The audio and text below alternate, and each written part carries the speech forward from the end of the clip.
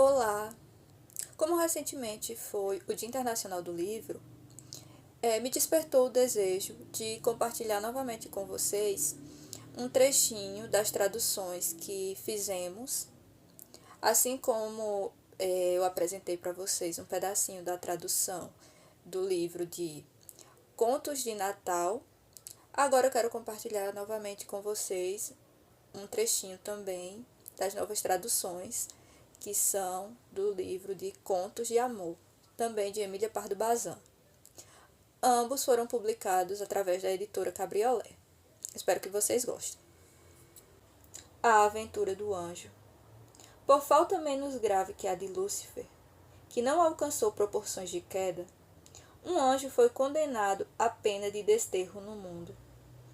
Tinha que cumpri-la no espaço de 1 ano, o que se supõe uma imensa soma de perda de felicidade.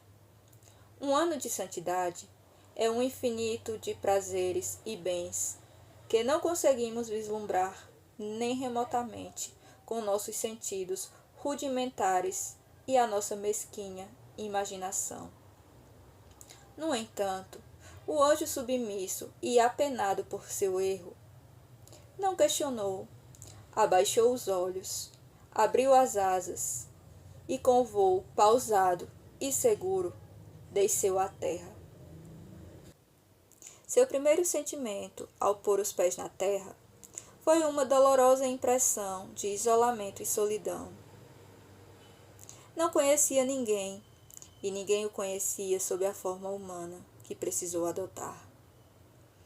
E parecia-lhe intolerável e chato, pois os anjos não são ásperos e nem antissociais, mas sim bastante sociáveis, raramente andam sozinhos e se juntam, acompanham e se tornam amigos para cantar hinos de glória a Deus, para se reunirem ao pé do seu trono e até para conhecer as amenidades do paraíso. Além disso, estão organizados em milícias e os une a estreita solidariedade dos irmãos de armas. Entediado ao ver passar pessoas desconhecidas e indiferentes, o anjo, na tarde do primeiro dia de seu castigo, saiu de uma grande cidade, sentou-se à beira da estrada, sobre uma pedra miliária, e ergueu os olhos para o firmamento, que lhe ocultava sua pátria, e que estava tingido, naquela ocasião, de um verde luminoso, meio listrado de laranja para o lado do poente. O desterrado gemeu, pensando como poderia voltar à agradável morada dos seus irmãos. Mas sabia que uma ordem divina não se revogava fácil. E, entre a melancolia do crepúsculo, apoiou as mãos na cabeça e chorou belas lágrimas de arrependimento, pois, além da dor do castigo, lamentou o fato de ter ofendido a Deus, por ser Ele quem é, e pelo quanto o amava. Já tive o cuidado de adverti-lo, pois, a despeito de seu erro, era um ótimo anjo. Apenas acalmou sua aflição quando ocorreu-lhe olhar para o chão e ver que, onde haviam caído gotas de suas lágrimas, nasciam, cresciam e abriam, com uma rapidez incrível, seus cálices. Muitas flores brancas, as chamadas margaridas, mas que tinham as pétalas finas e o coração de ouro. O anjo se inclinou, colheu, uma por uma, as maravilhosas flores e guardou-as com cuidado em um vinco do seu manto. Ao se abaixar para seguir colhendo, percebeu um objeto branco no chão. Um pedaço de papel, uma parte de jornal. Pegou-o também e começou a ler, porque o anjo do meu conto não era nenhum ignorante a quem lhe incomodava o preto sobre o branco. e com uma felicidade profunda observou que ocupava uma coluna do jornal em certas linhas desiguais sob este título: Para um anjo. Para um anjo. Que coincidência! Leu ansioso e, pelo contexto da poesia, deduziu que o anjo vivia na terra e morava em uma casa na cidade, cujos sinais apresentava minuciosamente o poeta, descrevendo a grade da janela forrada de jasmim, a porta do jardim, onde transbordavam as videiras e as roseiras, e até a curva da rua, com a torre da igreja na esquina. Um de meus irmãos, pensou o desterrado, sem dúvida, cometeu outro delito igual ao meu, e lhe aplicaram a mesma pena que a mim. Que consolo tão grande receberá a sua alma quando me vir. Que felicidade é a sua, e também a minha, ao encontrar um companheiro. E não posso duvidar de que o seja. A poesia é bem clara, que caiu do céu, que está aqui, no mundo, por casualidade, e teme o poeta que se torne o dia mais improvável à sua pátria. Oh, satisfação! Vou buscá-lo imediatamente. Dito e feito, o anjo dirigiu-se à cidade. Não sabia em qual bairro seu irmão poderia morar, mas tinha certeza de que o encontraria logo. Até supunha que da casa habitada pelo anjo exalaria um perfume característico que denunciaria sua celestial presença. Começou, então, a andar pelas ruas e vielas. A lua brilhava e, com sua luz claríssima, o anjo podia examinar as grades e os muros e ver qual deles o jasmim se destacava e as rosas transbordavam. Por fim, em uma rua muito solitária, o vento trouxe um aroma que fez o coração do anjo bater mais forte. Não cheirava a glória, mas sim a jasmim, e o perfume era inebriante e sutil, como um pensamento amoroso. Ao mesmo tempo que percebia o perfume, avistou atrás dos ferros da grade um rosto muito lindo, lindíssimo, rodeado de uma auréola de cabelo escuro. Não tinha dúvida. Aquele era o outro anjo desterrado, o que deveria aliviar-lhe a dor da solidão. Aproximou-se da grade, trêmulo de emoção. As histórias não registram a fiel transcrição do que conversaram através das grades, o verdadeiro e o suposto anjo, que escondia sua face entre a pequena folhagem e as pálidas flores do perfumado jardim. Sem dúvida, desde o primeiro momento, sem mais explicações, foi acordado que, de fato, era um anjo a criatura resguardada pela grade. Habituado a ouvi-lo chamar em verso, não estranhou que mais uma vez lhe atribuísse uma prosa de natureza angelical. Assim ocorre com os versos ruins, que distorcem o julgamento, e os poetas medíocres fazem mais estragos que gafanhotos.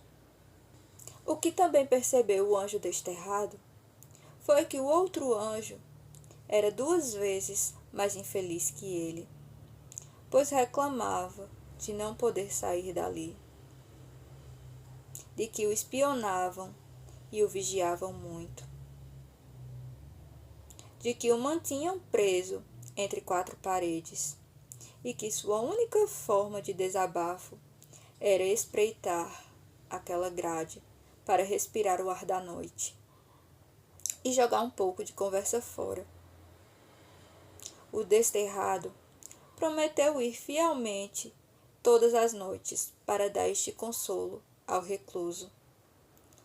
E tão à vontade cumpriu sua promessa.